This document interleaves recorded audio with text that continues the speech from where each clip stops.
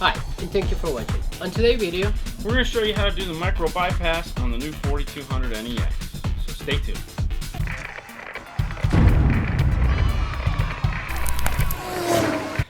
So you just got your new 4200 NEX. You want to put it in the dash. You want to be able to access all those cool menus, wink wink, nudge nudge, without having to work the emergency brake.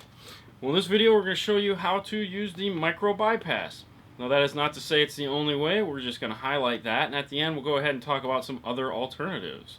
So let's get to it, shall we?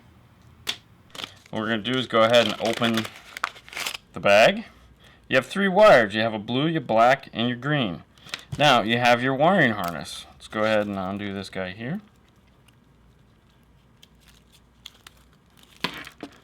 Okay, if you notice, you have this giantly long light green wire. So you can go ahead and you also have your black wire. You got this cool piece of tape on your remote turn on. Go ahead and remove that. I also like to remove this piece of tape. So go ahead and cut them all to length. Okay. Now, just to reference, you have black is ground, yellow is constant 12 volts, red is memory, orange is illumination, blue white is remote turn on or power antenna. Yellow black is going to be phone mute if you have OnStar. The light green is the brake bypass. And then you have a set of greens, which is the rear driver's side, also known as 3. You have a set of purples, which is the passenger rear, which we call 4. You have grays, which are the passenger front, which is 2. And you have the whites, which are the driver's front, which we call 1. Okay, but the three we're worried about today are the blue, white, the light green, and the black. All right, we need those three wires.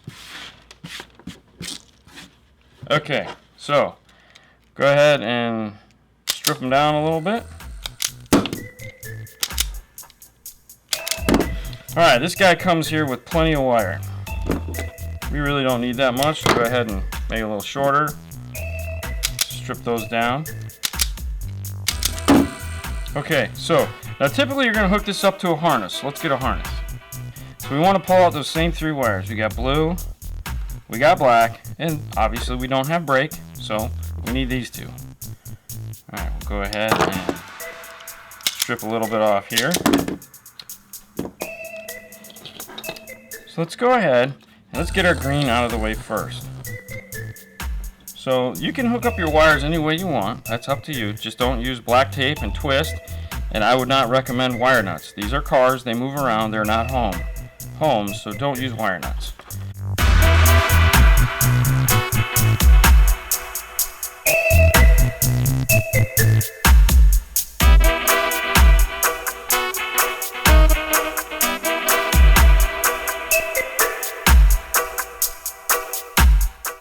Shrink wrap over it.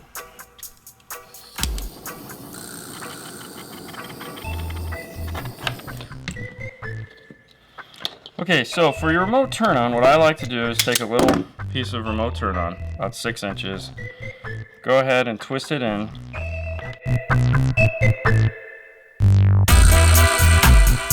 Go ahead and repeat the process for black. Alright, so now we have our three wires hooked up. We have our greens, we have our black, we have our blue. This is all set and ready to go. You go ahead and hook up the rest of the wires, and your harness would be complete. Okay, so other ways, other than the MicroBypass, if you choose not to use one, is you could also just use something as simple as a basic switch. This will hook up to that same green wire and get grounded on one side. Okay. Turn the car on, start it with in the off position, turn it on, turn it off, turn it on, and there you go. It's a simple solution to that problem. Pack Audio makes the TR7, which will also do it. And I'm sure there's a couple other alternatives out there. But there you go. There's some options as far as bypassing or integrating or getting into the menu system. You know what we're doing. Alright, so wrap it up. alright, so thank you for watching. You guys can find us on Facebook, YouTube, and Instagram. And if you like the video, subscribe. If you have any comments or questions or anything like that, leave them down below and we'll get them back to you. Otherwise, you guys have a good night and we'll see you next time. Bye.